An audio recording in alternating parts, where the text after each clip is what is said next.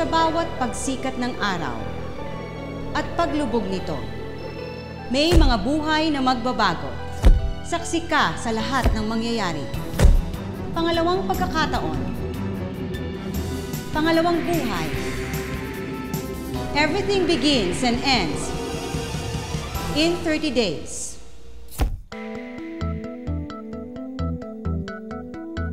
Magandang gabi.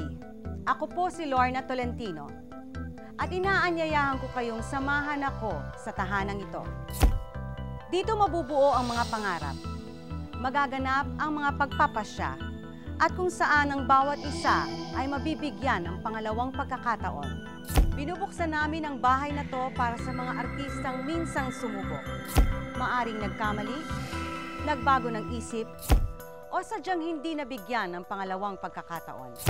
And they will have a second chance, a second life dito sa House of Second Chances, kung saang may mga buhay na magbabago in 30 days.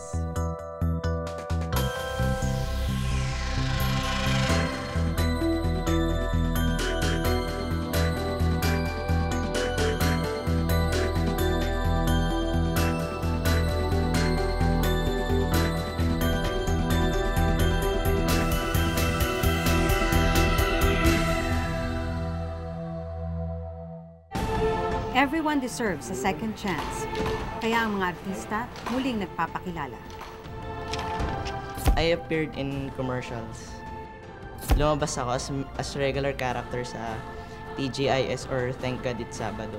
I played the role of Marcy, yung Batanggenyo na cute. First film ko na introducing ako as a regal baby is yung Pares Pares. And then sumunod yung bali second lead na ako dun sa 17 So Kaka with Angelica de la Cruz. Ako po yung si Marian Holtman ng Epimaco Velasco. Siguro when I get back, I should let the people know na lumaki na ako. Kasi every time I go around, yung mga tao, ay, ikaw na pala yan, dati ganyan ka lang. They still remember me as the small girl. Anak po ako ni Ibaldo Caro, yung bida po. Dumating po yung point na pinatay ako hanggang sa doon na siya naghiganti. Alam ngayon, mahirap na ngayon kasi marami nang pumapasok ng bago kaya simula ulit kami sa umpisa. Gumanap na akong buntis, friend ng bida, kabit, kinidnap, madami na sobra. Hindi ko na inisip yung kaartehan na siya. Ay, ayoko ma-audition, di ba? Tapos na ako dyan. Wala na, pati ikaw mawawala. Ayoko. I think this is the chance again na malay mo makita nila, di ba? Pinaka-recent lang is 11 years ago sa Cristal Mayor. Pagkalipas ng ilang panahon, nandito sila. Heeding the call of show business again.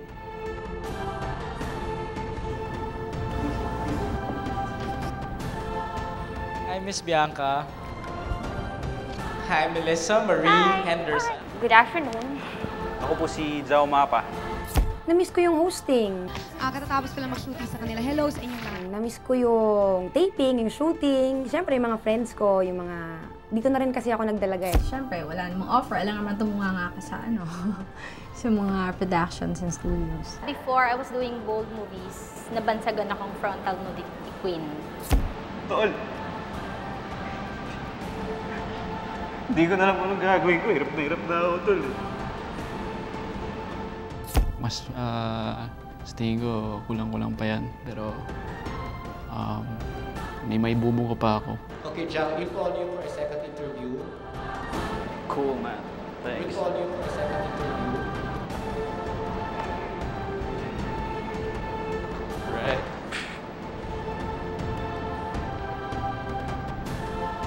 I can show my talent na hindi na ibigay sa akin na dati.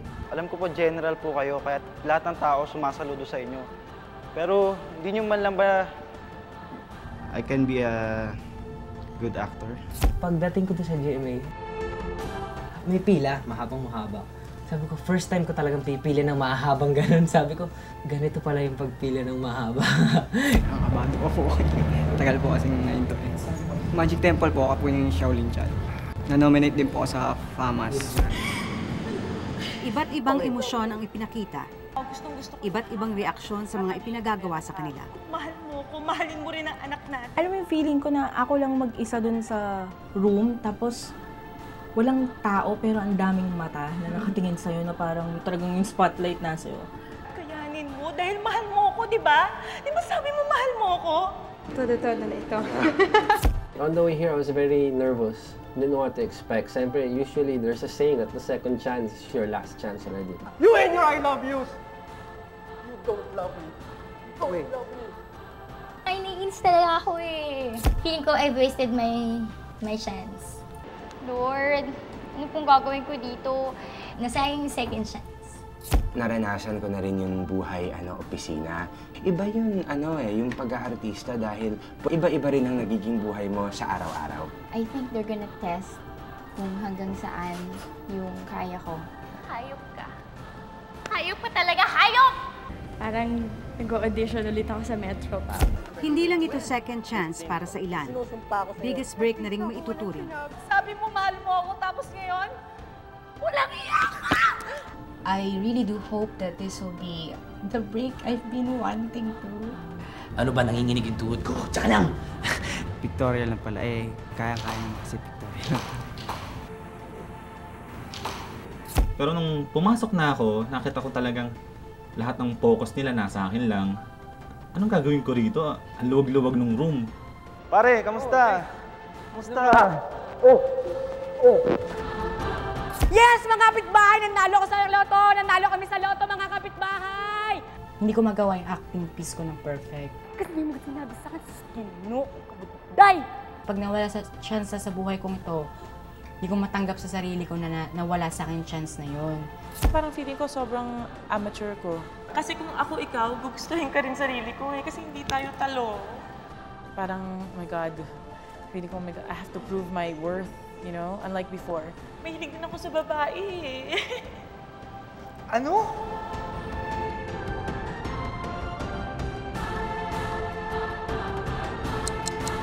Mga nakaraang dapat pa bang balikan o kalimutan na lang? Biglang gigising ka na sa morning, ay, ba't wala na akong career? Siguro hindi ako mabubuntis ng babae muna sa wala ko. May asawa ako, ganyan, pangit na tingnan. Dahil dito, everyone deserves a second chance. Hindi ko naiintindihan. Lagi na nagsasabi, Bianca, tapos asawa na ng ibon. Sana lang minsan, iniisip ko na magkaroon naman ako ng, yung parang dream lang na sana naman minsan makilala naman ako as Bianca. That's it. Wala nang kadugtong.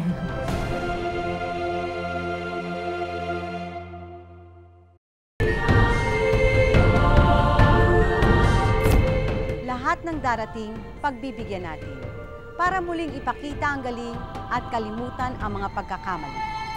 Mahirap pumasok sa showbiz, pero mas mahirap yatang balikan ito.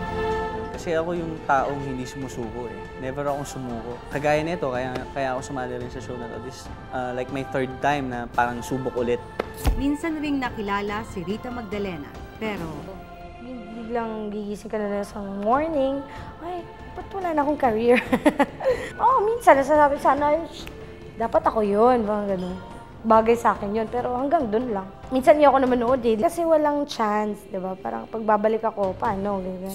Nagtatangkang bumalik ang ilan, pero pakiramdam nila, they are back to square one. Sabi nga, kapal na mukha ko kung kailan ako tumaba, doon ako nag-audition. Honestly, pretty much I'm disappointed ako sa sarili ko before. Because I had it already. I'm not saying I was popular then, no? But I had one foot in the door. Tinanggal ko pa because of being irresponsible, immature. Kinakabahan ako. Ayoko ng mga contest parang nakakatakot. Yun, totoo. You have to anytime scared, di ba? Sina Diego at Raven kaya, magkaroon din ng second chance sa isa't isa? Because he's already moved on.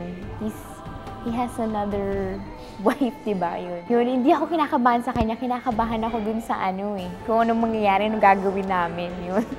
Dahil ang private life ng mga artista, nakaka-apekto sa public image nila. Siguro hindi ako mabubuntis ng babae muna sa wala ko. May asawa ako, ganyan, pangit na tingnan. Siguro time din para baguhin yung mga image, siguro ganun. Siguro. Ngayon, tingin ko, it's time to move on para ma-mold naman ako para sa ibang image naman. It was kind of hard at first because asawa na lang ako ni Benji Paras, but I think it came with the territory. But now that I'm coming back and I've been, you know, in the news, it's really hard. It's hard to shake it off. Parang yun na lang ako. Tulad ni Jackie, gusto rin ni Bianca na kumawala sa anino ng dating asawa. Nang minsan din, may isip mo rin pagka mag-isa ka na lang na lagi na nasasabi, Bianca, tapos asawa na lang. Parang gano'n. Okay, so forever asawa na lang ako.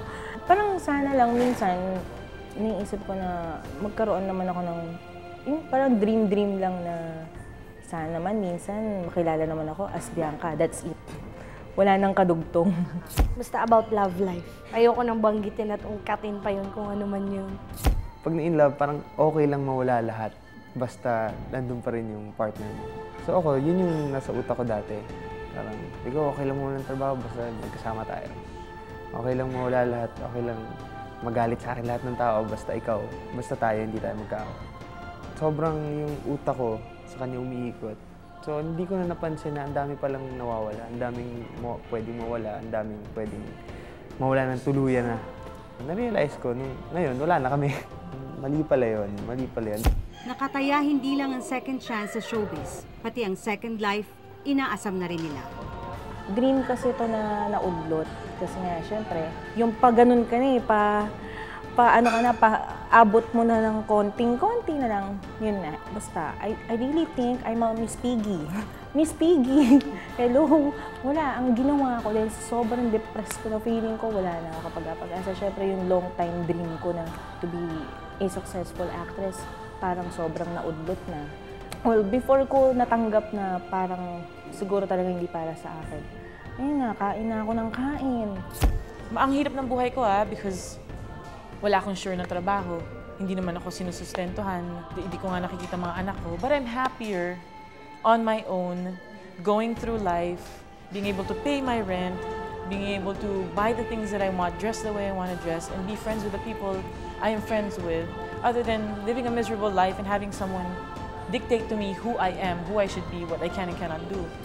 Like when my kids grow up, they will know that their daddy tried his best in everything he did.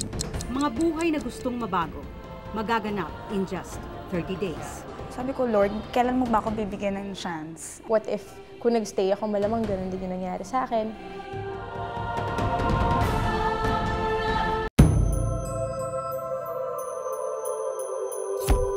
Maraming naglakas loob at handang magbago sa pag-asang may pangalawang pagkakataon para sa kanila. Kasi sanay naman ako sa competition, di ba? Dati sa DATS, merong iba na medyo hindi tumuloy doon sa interview, hindi tumuloy doon sa parang audition. Eh ako, okay lang. Kasi feeling ko kahit boxing to, sasali pa rin ako for the fun of it. Lahat naman ibibigay ko sa'yo, lahat naman gagawin ko. Wala naman tayong problema, di ba? Patuloy ang pagdating ng mga artista. Umaasang ito na ang sagot sa mga dasal nila. There was a time na talagang umiiyak ako na.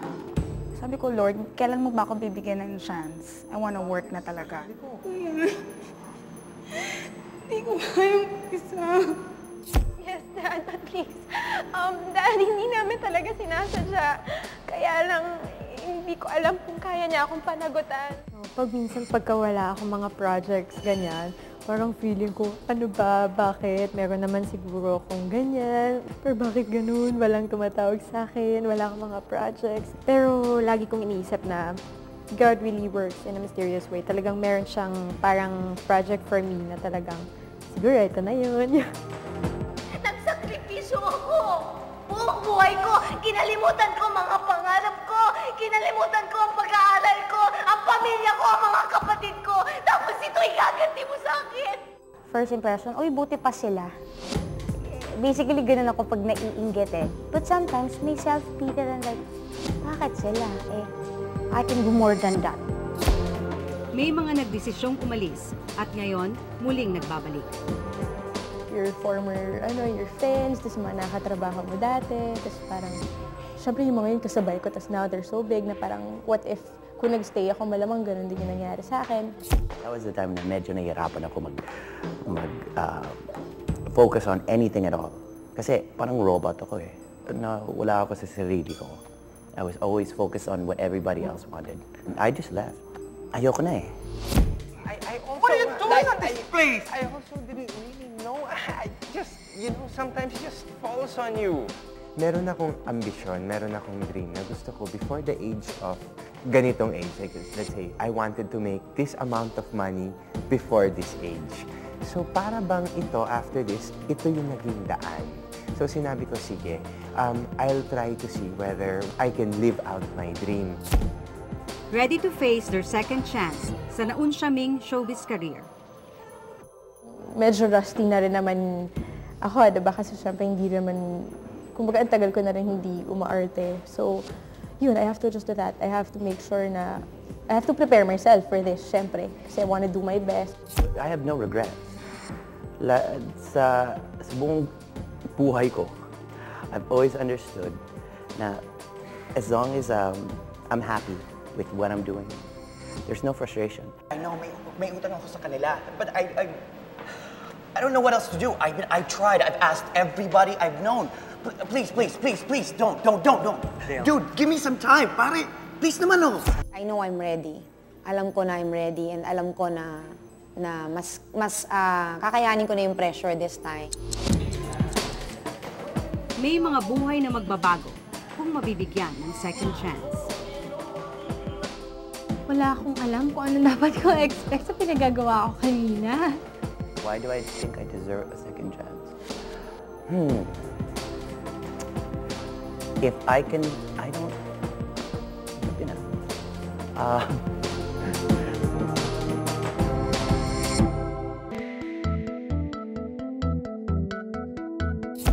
Hindi lahat sila ay mabibigyan ng second chance. May maiiwan at may magpapaalam. Maraming dumating, maraming umaasa, pero iilan lang ang mapagbibigyan. I believe na I did my best. Ako ang pulis dito, At saka ako ang kapatid. Nung pinatay mo at kinasa mo. Expect ko po na magkaroon ng return call. Sana mapansin naman po ako, tapos mabigyan na po ako ng chance na magkaroon ng teleserye. Alam niyo, hindi ko nakakalimutan yung sinabi niyo sa akin na artista ako, walang sinabi. I find it a very humbling thing. Kasi alam ko naman medyo tagilid ako ngayon. Pero sir, baka pwede naman natin gawa ng konting paraan. Pero I'm di ko alam kung babalik pa ako. Yung pangit ng performance ko. Tapos nahirapan ako dun sa pinagawa nila. Pwede po ba manligaw sa anak mo? Ano sabi mo? Manligaw po sa anak mo. Wala akong alam kung ano dapat kong expect sa pinagagawa ko kanina. Babae ako? Ano ba hinahanap mo? Ganda-ganda ko naman. I'm game for anything. Given the challenges, ready naman and willing to tackle it for a second chance. Naging mabait naman kasi ako sa mga katrabaho ko. Siguro, at feeling ko, deserve mo na isa pang chance. Please. Well, I know what I want now. I know what I have to do to get it. I know that nothing is given on a silver platter. You have to earn it. If you don't work hard enough, you won't get it. Gusto kong i-prove na hindi lang ako pang sexy. Meron naman ako na ilalabas. Gusto ko i-prove sa kanila na hindi lang yun yung way para sumikat ka. Why do I think I deserve a second chance? If I can, I don't, hirap yun why do I deserve a second chance? I honestly can't answer that question.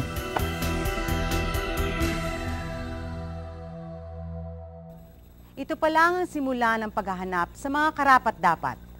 Kung sino ang papalarin at kung sino ang dapat bigyan ng second chance. Malaking pagbabago ang naghihintay sa kanila. Lahat ng yan ay magsisimula at matatapos in 30 days.